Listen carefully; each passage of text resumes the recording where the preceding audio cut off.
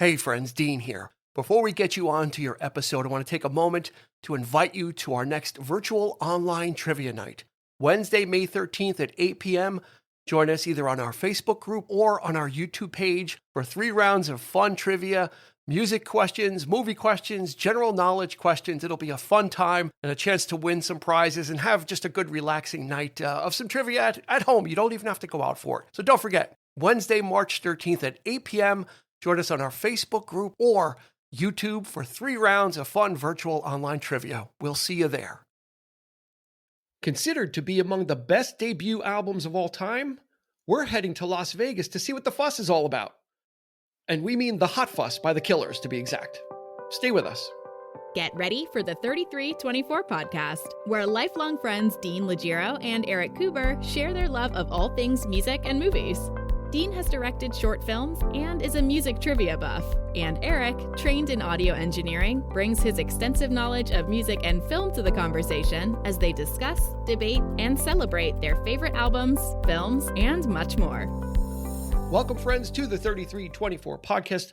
Thank you for joining us each week for what we firmly believe is the best in music and movie podcasting, right, Eric? Indeed. Shout it from the mountain. Shout it from the mountaintops. Or from your couch. Or from your armchair. Right here in Maryland, Brett Frederick, Maryland. There you go. Comfy, cozy. We're gonna shout it from wherever we are. If you're on a lounge chair, a bar stool. That's right. Wherever it is, spread the word for us. We would appreciate it. Yeah. If you listen to us on Spotify, you can give us a review. You can actually, on the mobile app, you can't do it on the desktop, but on the mobile app, you can give us a review. Swipe your finger all the way over to the right, and that'll give us 5 stars. And that's like awesome. Yes. Can't ask for much more than that, right? Yeah. And we would totally appreciate it if you did, because we do consider this to be a fine podcast. It's we're a year in, and it's just getting better and better. So, if this was like if this was a restaurant, this would be like a Michelin star like restaurant, right? So this is what you're getting for this is what we feel we're presenting with podcasting is, deluxe fine dining. This is the fine dining of podcasting. So absolutely. And no better way to kick off the fine dining course for tonight. The main course is going to be the Killers and their album Hot Fuss. So let's jump into the stats and we'll get it rolling. We've got a interesting scenario around there. It was released in 2004, so we'll start there. Produced by Jeff Saltzman and the Killers. All the songs were written by the Killers, but Brandon Flowers was the main vocalist. He's the lead singer. He was the main lyricist. Yeah. And then other members of the Killers were kind of in and out songwriting duties. Hit number 7 on the charts, the Billboard charts. There was 4 singles released from this album. Mr. Brightside hit number 10. Somebody Told Me hit number 3. All these things that I've done hit number 74. Smile Like You Mean It did not chart on the regular charts, but it was on one of the alternative charts. A fun fact. It figures. It just absolutely figures that my favorite track is number 74. It's not, of course it's not on the big. Yeah, you know what?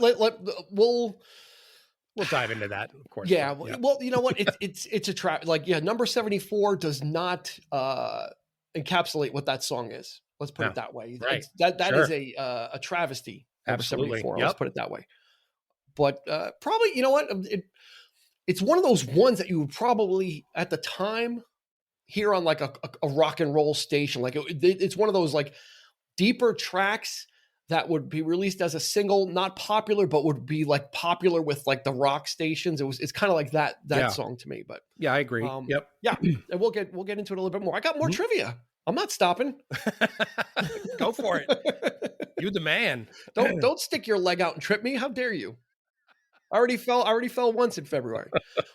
Mr. Brightside holds the UK record for the longest time on the singles charts. It was 200. It was on for 260 weeks, which is 5 years. Wow! So it is a much beloved song in the UK. It's one of the biggest streaming songs in the UK as well. The album Hot Fuss, 3 times platinum, 7 million worldwide, and then all their albums, total over 28 million copies sold worldwide. So these guys are no slouches. No. And you may or may not have heard of the Killers. They kind of aren't.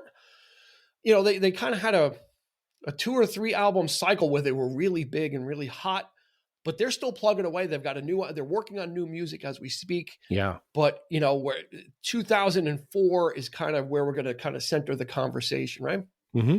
Yeah. I mean, do you remember 2000s? I mean, it was, I was going to ask you. Well, it's the thing. It's like, to me, yeah, I do, but it's like the decade itself went by so quick.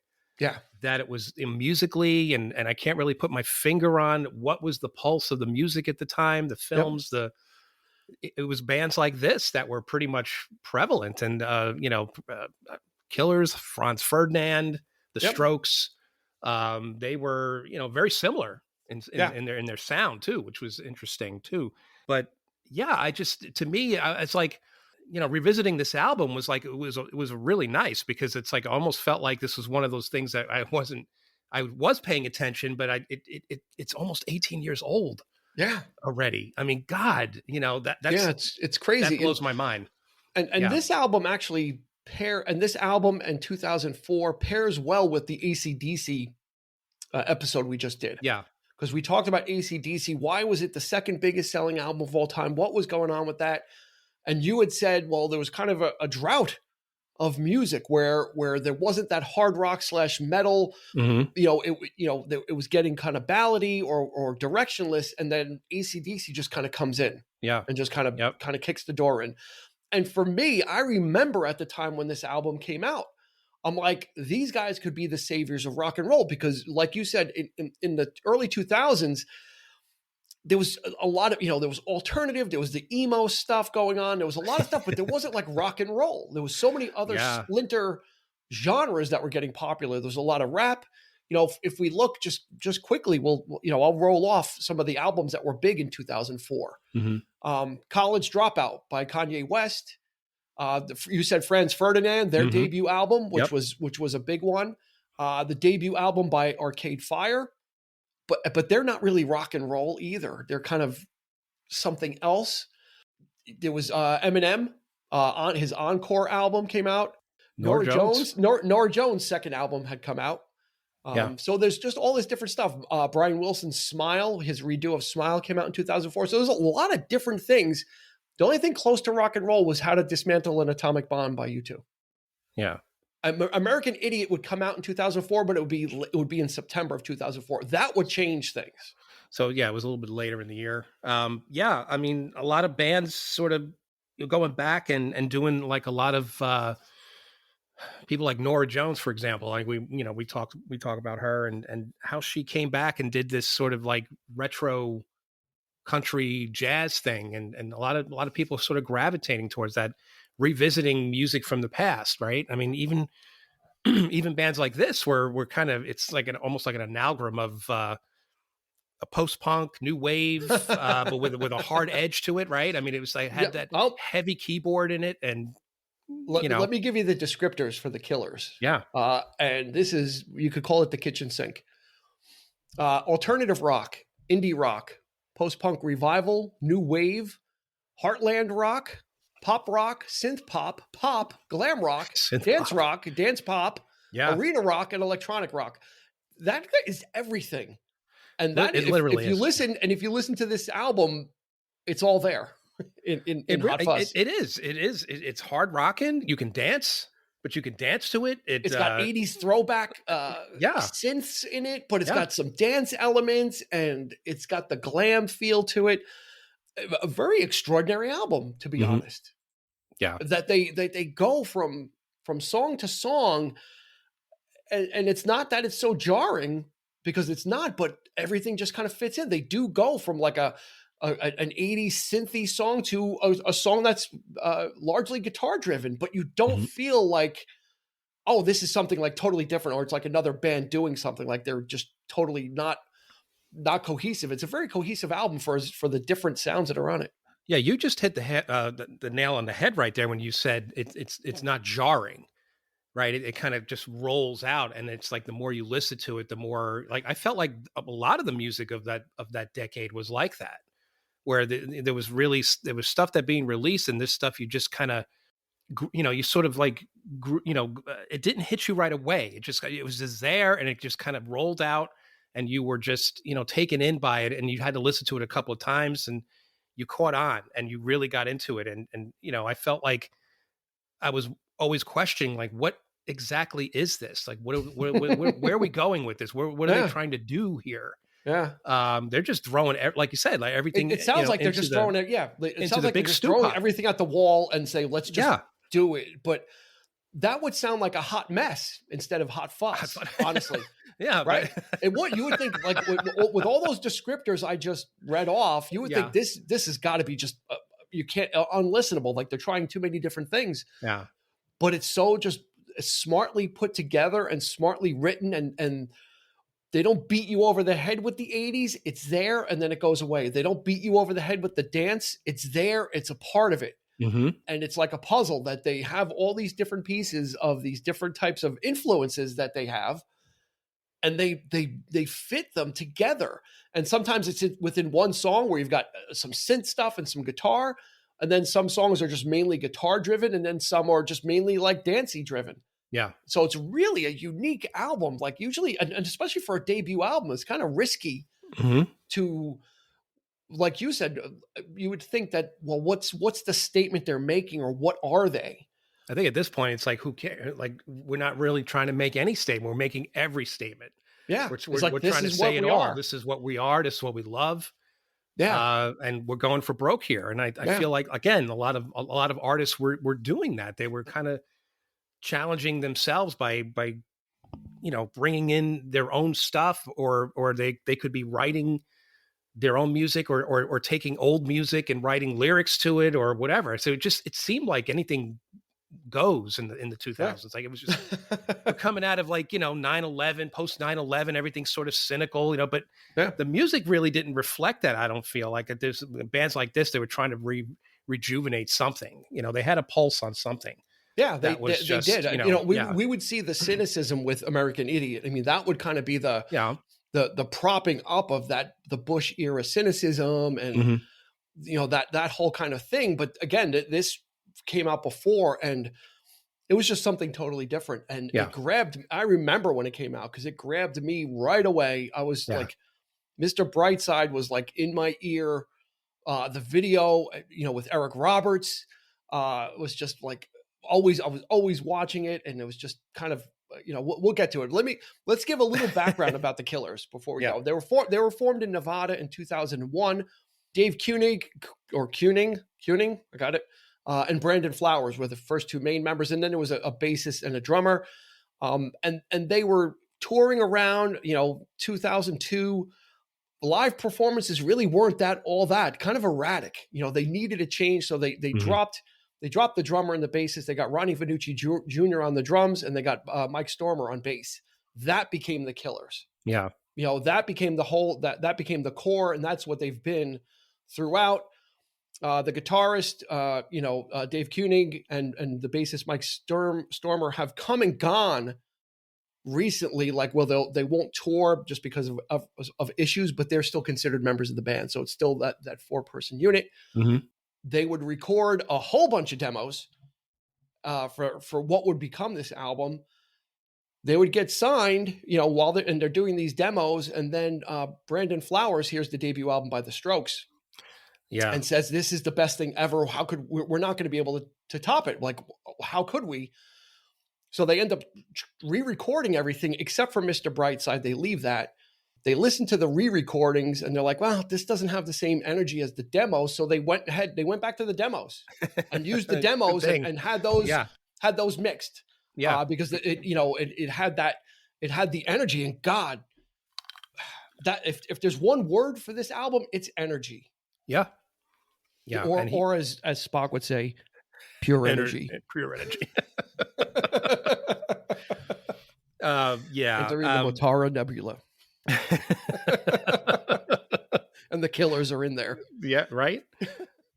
Yeah, Brandon Flowers. I just want to comment on him just from the start. I mean, he's got an amazing voice. I mean, I one of the standout vocalists. I think young.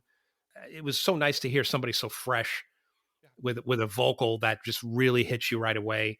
And that the album used this effect called Echo Farm, which I guess was everybody was, when you really think about it, a lot of people were using that reverb echoey kind of thing in the 2000s. I mean, people like Beck were doing, then you had like some of the indie bands like My Morning Jacket, and they had this heavy reverb, that vocal effect. I mean, this was not quite like that, but to me, it's like, because his voice was so great, I always felt, well, it didn't really need it.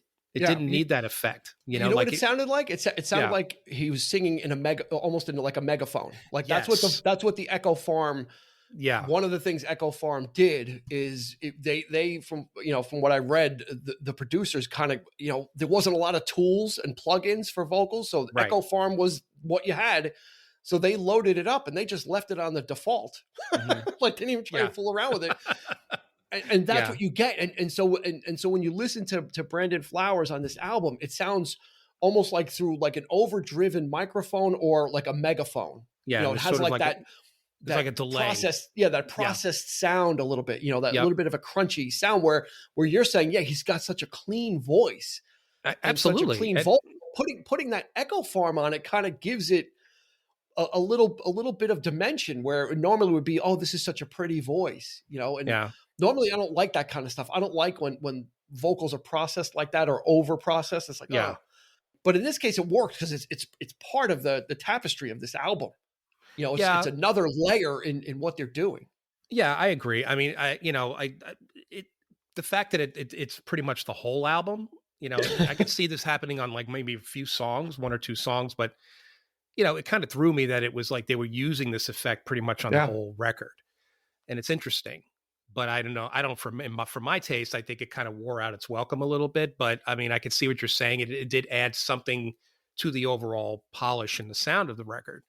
But it was definitely a decision that they made. Yeah. And said, okay, we're going to go with this. We're going to kind of, and it became part of the style of the album. So it wasn't, oh, there's that one song that sounds weird. It's like, okay, this is how the Killers sound. Like, this is what it is. And the way I look at it now, in the beginning, when I first heard it, I was like, oh, but the songs are just so damn catchy that you can't, like, you give it up. I gave it a pass because when you hear Mr. Brightside, it's like, God, that thing was in my ear. It wouldn't leave back then. I swear to you, I was listening to that song all the time. If I wasn't listening to it, I was watching the video on YouTube, or if it was on MTV still. It was just everywhere, and it was such a like a fast and powerful and quick, fast moving song that it just kind of grabbed. If you're a pop fan like me, it hits you. Yeah, right, the sound of it does, but I mean, but the lyrics of it punches you right in the gut though. It's basically one verse repeated twice, but it's like that.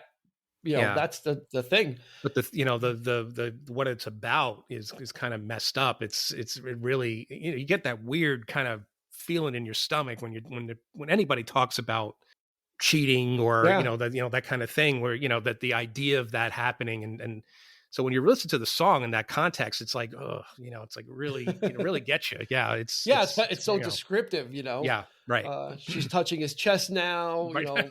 It's like, oh, like my stomach is sick. Like it's very descriptive, but it's so, you feel it. It's so quick and so staccato though too, that you kind of have to listen to catch it. Because it's just like boom, boom, boom. The lyrics are just like bang, bang, bang. And you've got that guitar in it, and it's got the keyboards. It's got all the elements of, it's probably the prototypical Killer song, and why not? Because it's got all those elements, but, God, and that's like the second song, the first song though, the opening track, Jenny Was a Friend of Mine. Oh, the bass on that song. Oh, the bass on the way that song opens, I picture that as being like the opening song when they tour. Like I could picture that being the song they open with, because it's got that bass, it's got that plucky bass, and it's got this chunking guitar.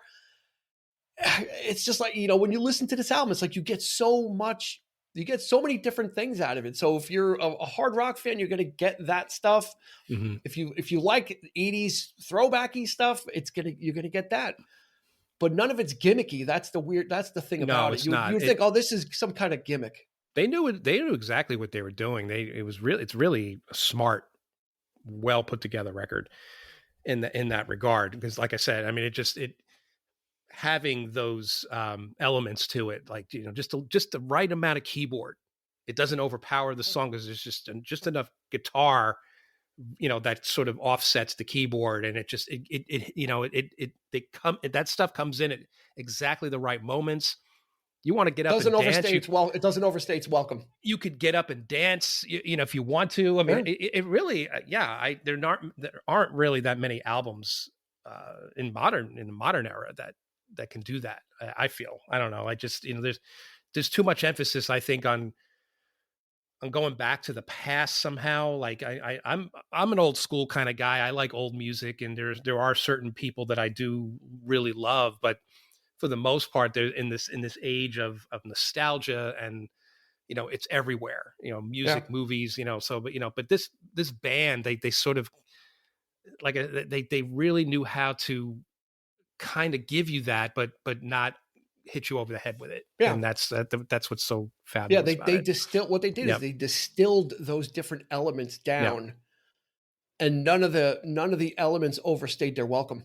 Yeah. Right. So they would use it. They would use it maybe heavily in one song, like the keyboards, and then it would kind of dip in and out of another song where the guitar would be in.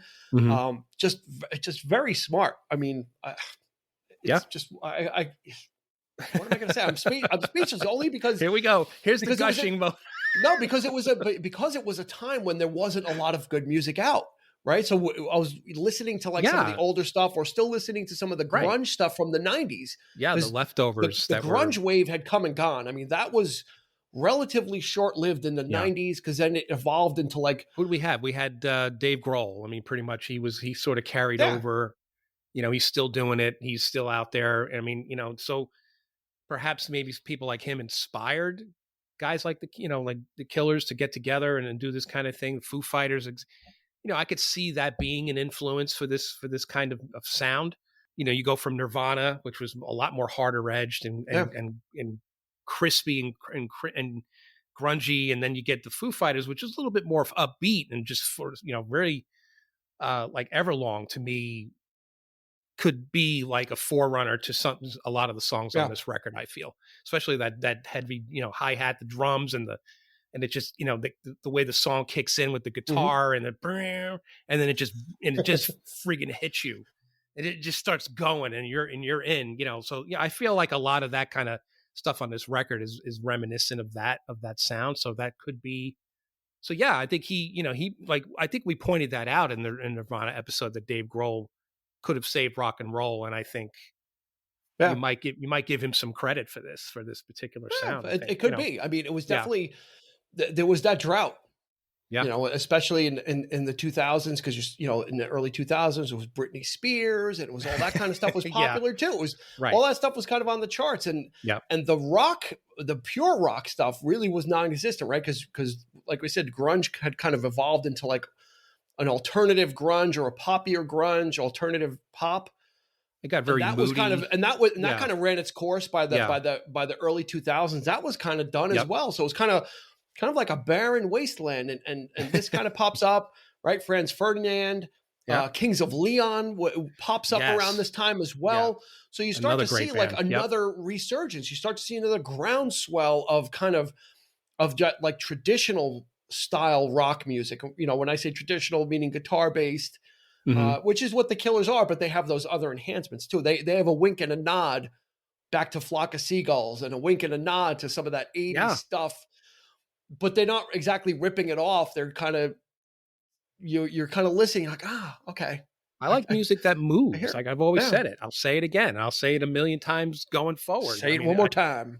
I love groove. I like music, rock music that moves, that you know, that heavy rhythm is key, is I think in rock. I mean, you know, when there's too much guitar and the emphasis is too much, very guitar driven, and just sort of, you know, that kind of gets to you after a while.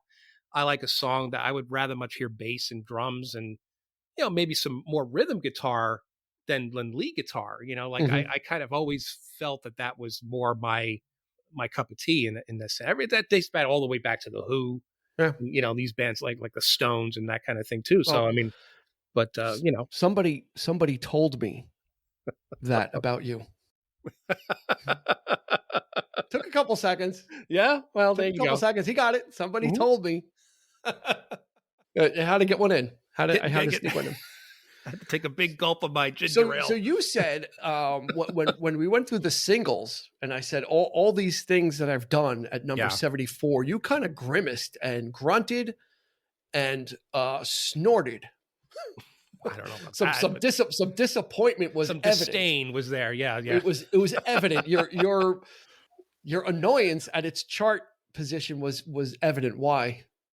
I just because it's my favorite track off the record. It's such a powerful song. I mean, you know, the way it starts off, and you know, it's like it reminds me of an '80s tune. It has that sort of vocal effect, and then it just kicks in and it builds up, and I just love that. Then and then it boom, and it goes right into it, and I just love the way songs like that rev up and get you. You know, so I'm surprised that that this wasn't a bigger hit.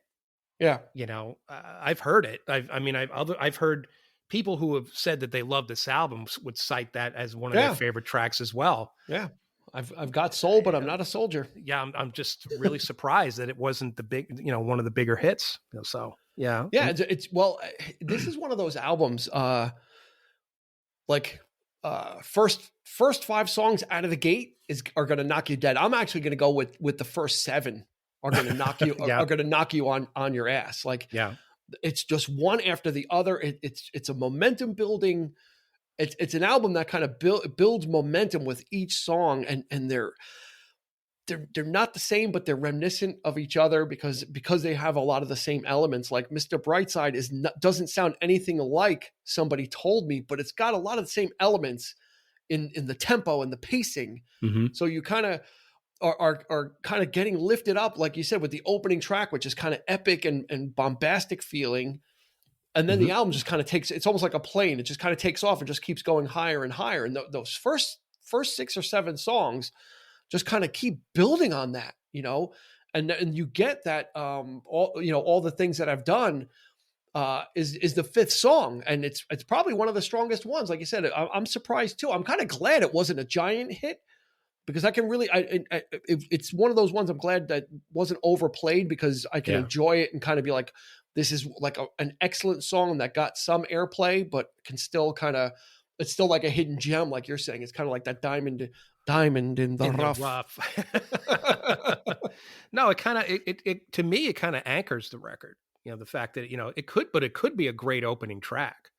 I think, could start the record off. I mean, just the way it kicks in that little. It could be an ending track too. I mean, it's got all it's got the pedigree. It's got the pedigree of just a great song, and that's the thing about it. I think, like I said, I think that's like this is the one that I think that rock fans would kind of gravitate towards, because it's got those trappings. I hear echoes of U2 on this album also. Either in the guitar work.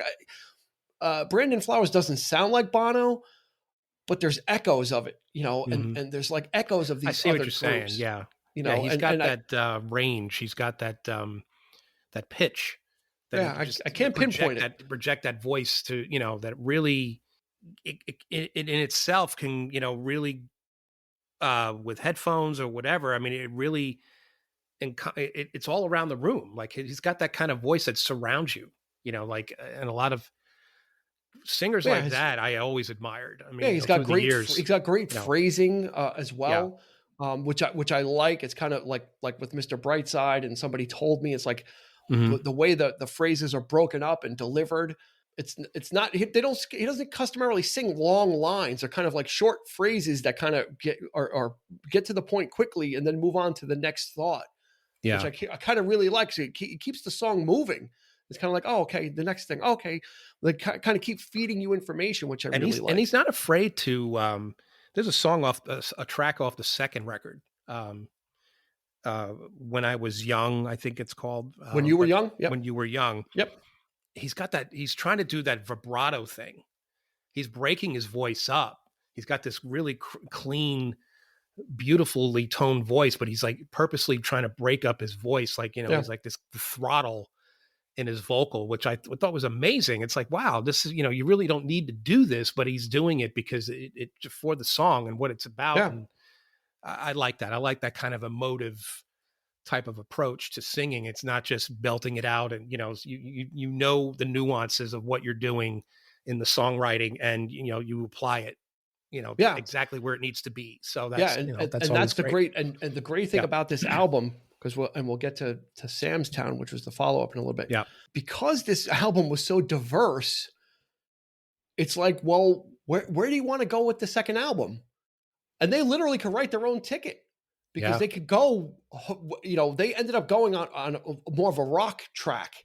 Mm-hmm. It was kind of, that was where they decided to go, but they could have easily said, well, we're going to veer more towards the dance, or we're going to veer towards the synth. Because everything was equally doled out, the album wasn't like, oh, this was a rock album, now they're trying to do synth. It's like the album was such a patchwork of different textures that the next album could be a toss-up. And I'm glad they didn't try and do like a Hot Fuss 2, because then it might have been a Hot Mess 2, because it's just more of the same. But they kind of were able to kind of write that ticket. And this has widely been called on a lot of the lists one of the best debut albums of all time. Yeah, it is that strong of a release. And like I said, don't let number 74 kind of fool you, or Smile Like You Mean It, which didn't chart. Like don't for people that are listening, don't let that fool you, because this is just a really strong album. And then that song On Top, which starts with like that the synth, it's like doon doon doon doon doon doon doon. It's like what am I listening to? It's like I don't like you like each one is like a surprise. Each song is like a surprise as it kind of unwraps. You don't know if you're going to get a rock song.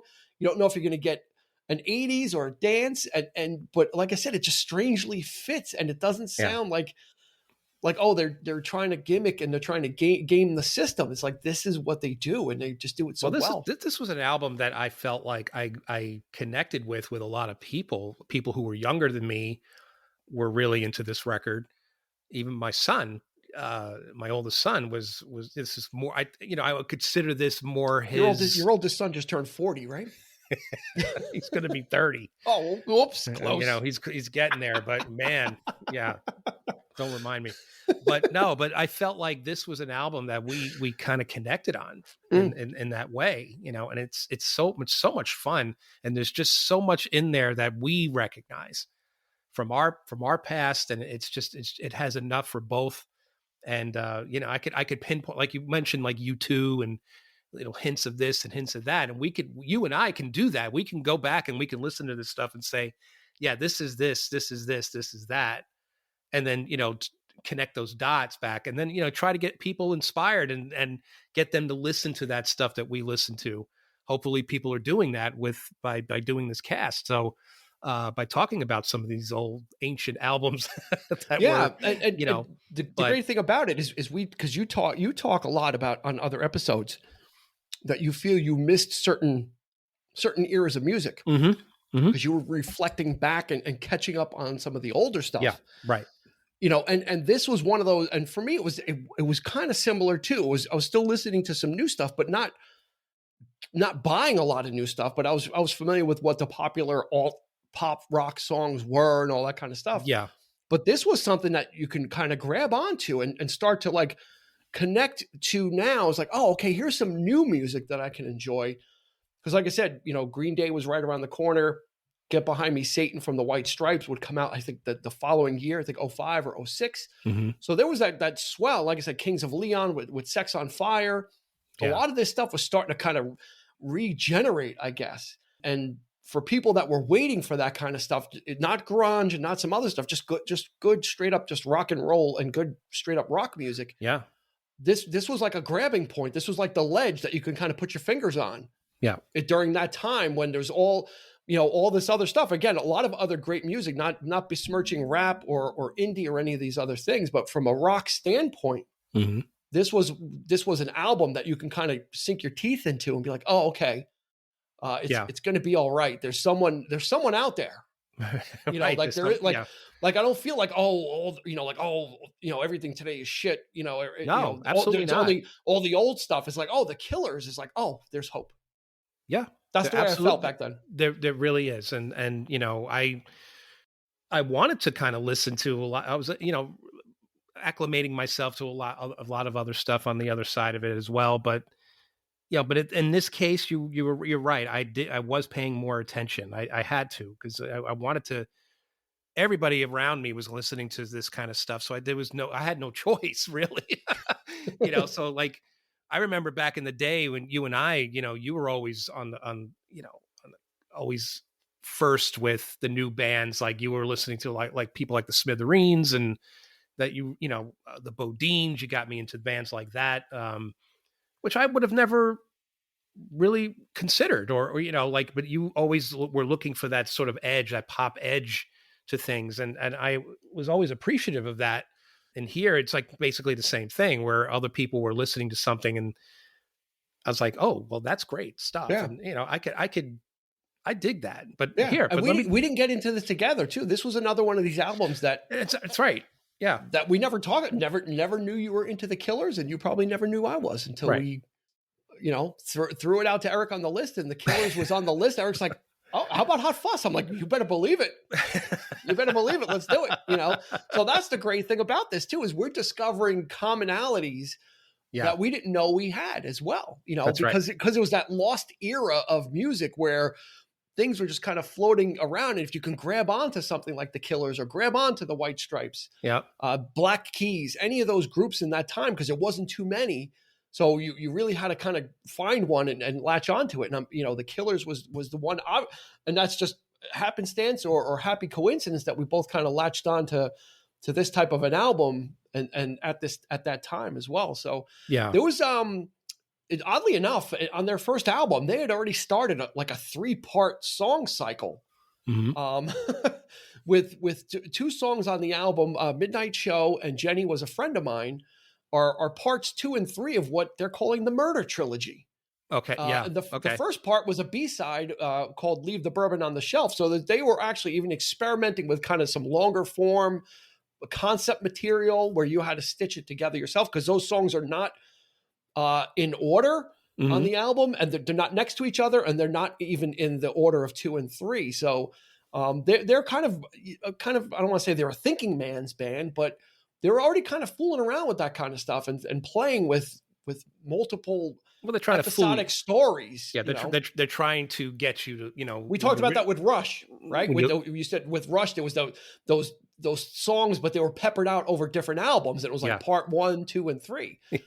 They did the same thing here. They were kind of fooling with that. Well, I figured that's cool though, when you really gravitate, like I've mentioned before, like a lot of the bands from my youth. If I got into that band, I got into that band. I got to know them. I had to get everything, that they did, whether it was within the group, solo, soundtrack work, whatever it was, I had to have it, and I had to really, I felt like that's really how I get, sifting through the dirt, as it were, like getting your fingernails dirty when you really get to know these people, because it's important to, to really get into that, because you do pick up on these kinds of things, reoccurring themes, reoccurring lyrics, you get to know them, all this kind of stuff. And it's interesting, oh, that song. Yeah.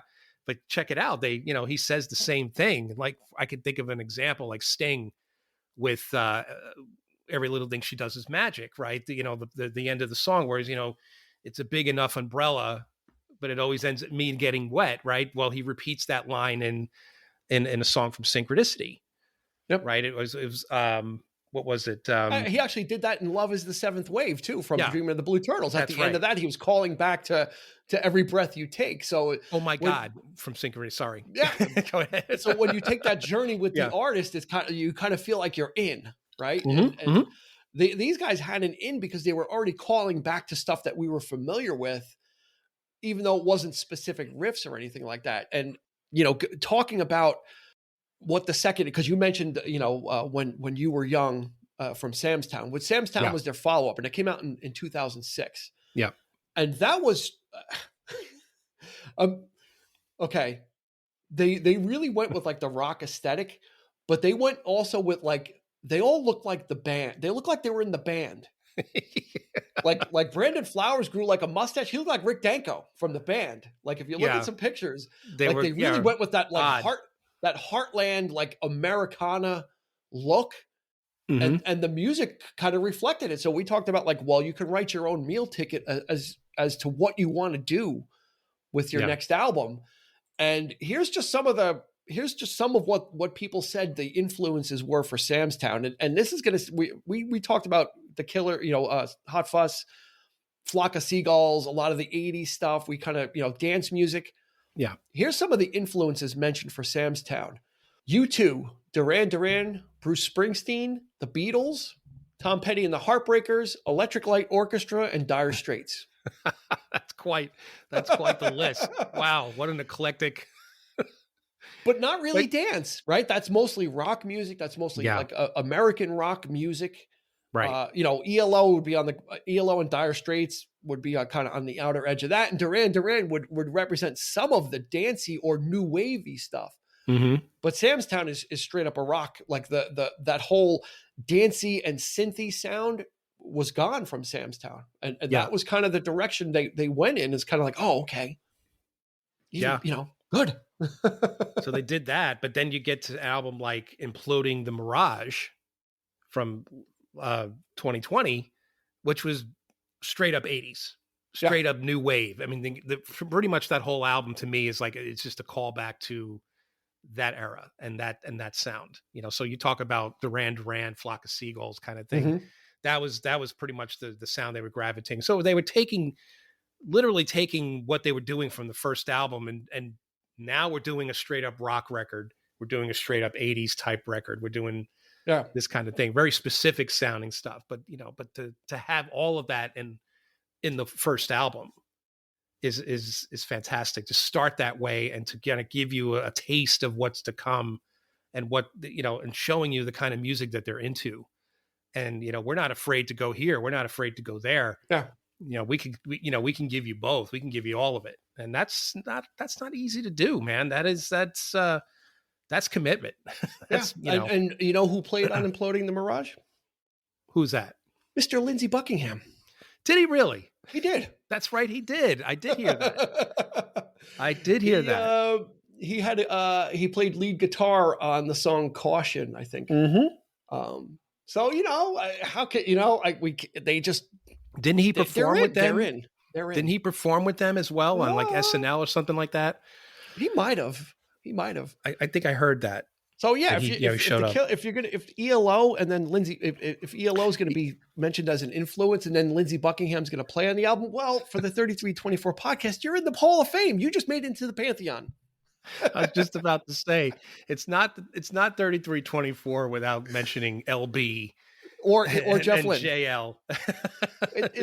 We went a few episodes without it, but because we couldn't fit that into AC/DC. We could not fit Lindsey Buckingham but or Jeff Lynne. You seem to find a way, though. You really do, and that's a testament to both of those guys because they found ways to work with some of these people and or got the call. Yeah, that people were like, yeah, Lindsey, because Lindsey Buckingham doesn't really get he's not prolific. He's not a prolific guest star. He does do stuff, but for him to show up on a Killers album is kind of like, oh, okay, that's kind of a shame because I think he would have been so great at that as being a producer and collaborator with other people. But anyway, he just sticks to his dysfunctional relationships. He can't have a regular relationship. That's the problem. There you go. Boy. So are you familiar with the first Strokes album? Did you take a listen to that? I was intrigued when I was doing the research about this and I read that Brandon Flowers had said, "Oh my God, that is such a great album," and I don't think we're up to it, and it really disheartened him. Like he was really like he listened to that and he said, What are we doing? Like, how are we ever going to match that? And he even still says in recent interviews, he says, our album was good. I mean, we did well with our first album, but he still loves that Strokes album. And I'm going to go seek it out because it really intrigued me how passionate he was about the effect it had on him. I had no You know, idea that it had such a profound and you effect don't on really him. hear about that, right? You don't hear, but usually No. artists are kind of like, oh, I don't listen to new stuff. I'm too busy doing my own thing, Yeah. or they're inspired by it, right? Like, oh, I heard this and it made me want to do this. Not I heard this and I'm like, the hell with this. We're not up to par. Mm-hmm. And I did take a listen. I've heard it a few times actually, but today I actually listened to it in prep. And yeah, it's a solid debut. I wouldn't say that it's better than this record. I mean, I think they really put the pulse. They had the finger on the overall production sense of this record. Mm-hmm. That was key. Strokes is pretty much post punk. It's more more raw. It's more stripped down. Maybe that's what they were looking for. I don't know. Maybe that's why they went back to their demos when he heard that. They said, "Well, we're going to re-record our stuff." Yeah. And then went back, heard the re-record, and they're like, "Nah, you know what? We like the energy on the original demo, so let's master those." Yeah. And that might have been a result of that, where he thought that he didn't have what it took, right? And wanted to redo it, but turns out the original stuff was there. It was battle ready to take one of their album titles. Yeah. I like I said, I think the album's fine. The Strokes are great. Yeah. But there's a certain, but there were other bands doing that in this period as well. They were using a lot more sort of live sound to their recordings and that kind of thing. So there's a lot of that going on too. But I don't know. I just think there's no one like the Killers, though. That's the thing. They freaking knocked it out of the park with this debut. I absolutely. There's no other band that really sounds like them. Right. And I don't think I could be wrong, but I don't think they spawned like knockoffs. It was so unique that what they were doing. I don't think there was other bands that came out afterwards like, oh, this is kind of like the Killers. I don't think so, because it was so like particular to them and particular to the influences and how they pulled it all together. I think if anybody else tried it, it might be like top heavy of too much rock or top heavy of too much synth. You didn't see any copycats. If I were to say, I mean, Franz Ferdinand, that first record, I think was Take Me Out. That was another one I was always listening to. That was close, but they were, to me, they always seemed more like the kind of band you'd hear in Europe. Yeah, they were a little more alternative sounding. They were sort of like the European, like sort of club dance type band. That's the kind of stuff you go. I was just listening to Take Me Out before we came on. But it had that same it had that little introduction, and then it would and then it turned into like that, and it built up.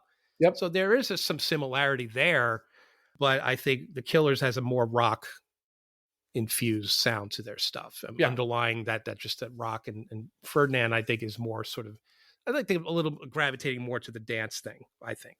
But I didn't really follow them as much. I know our friend Andy is a big fan of that band as well. So he was really into them for a time, and but he also loves the Killers. I had the Strokes. I had friends. I had the Franz Ferdinand. I had the Franz Ferdinand CD as well. Okay. Didn't listen to that as nearly as much as this. I mean, this was just kind of. You know who else was around at this time? I think, but they were kind of a little more poppy. Was Maroon 5? And they were kind of pop, not rocky rock, more pop rock, but they were kind of their first album. I thought was killer. Yeah, songs about Jane, and I think that was around this era as well. So there was kind of, again, you could say, oh well, Maroon 5 is really poppy, but no, they were kind of in the mix as well. I mean, that first, to me, it was more R&B-ish, more soul infused. It was, I think he, Yeah, you're right. And then they just went. That was 2002. I was way off. And then they just went completely like all electronic and dance, which I don't like. I don't Wake Up Call. Yeah. It's like why isn't even a band anymore? Yeah. It's just basically him and. I mean, it became Adam Levine. Adam Levine. It's like he is Maroon 5 now. Like they don't even mention the other. He became the voice. There's another one. I hit another one. That's a gem right there. That's going to close out. That's going to be the last one for this episode.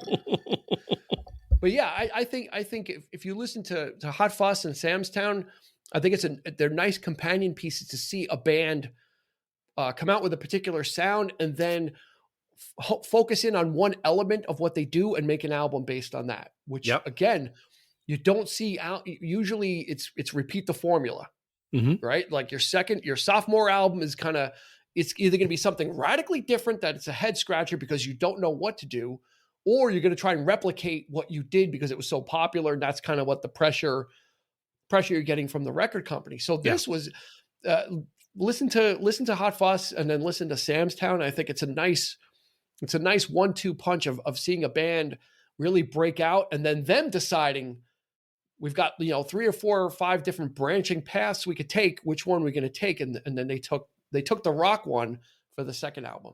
Yeah. I'm curious. And that didn't mean that they couldn't veer off it because they had that song Human. Yeah. So they were able to kind of then from there say, okay, well, we're going to go back to this other aspect of what we do as well. Like they didn't forsake the other sounds just because they took a rock turn on the second album. It was kind of like, it wasn't like, oh, well, this is what we are. It's like the Killers are all that. So here's one facet and then we're going to pivot and we're going to adjust and we're going to go, have another facet on another album. Right. I'm curious. I'm curious if all you Killers fans out there, see if you agree and drop us a line. We'd love to hear your comments on which album you prefer. Where can they do that? Good you asked. 3324 Podcast on Facebook and Instagram. You can find us there and absolutely join the conversation with us. Yeah, so it'd be interesting to hear what album do you prefer? The first album, Sam's Town, or even something later? I mean, what are you into? So we'd love to hear from you. Hit us up. Would be wow, you just really segued us perfectly into the end of this episode. Thank you for that. That was smooth. Oh, that was to quote Carlos Santana. That was smooth. Yeah, that was that was out at the time too, right? All these guys. That was like early 2000s. I think, right? John Mayer, right? Now it's all coming flooding back. Now it's like all these people are just popping was out. Mayer late 90s or was he 2000s? No, he was the early 2000s. Yeah, he was on the scene with I think it was around 2003. Okay. Yeah, with that first record. We'll have to dig into it. See, we're it's not just the 70s here. No. No, so sir. What do you think? That's going to do it for this episode of the 3324 Podcast. Thank you so much for joining us. We had a blast talking about Hot Fuss by the Killers. You can find a whole back catalog of full-length episodes. You can find shorter episodes. You can find a series we did about the book of Boba Fett. If you're brave enough to tackle that one, by all means, join us there. And also, like we said, hit us up on social media. We've got a great Facebook group at 3324 Podcast. You can join.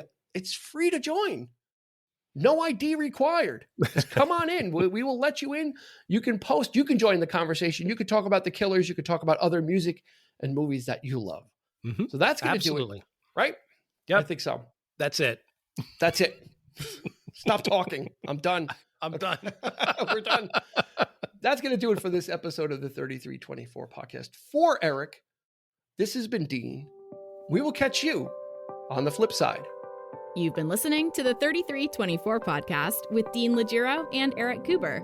You can find us on your favorite podcast provider, so please like, subscribe, and rate to become a part of the 3324 family. Your feedback is important, so make sure to follow us on Instagram and Facebook at 3324 Podcast and on Twitter at 3324P to join the conversation.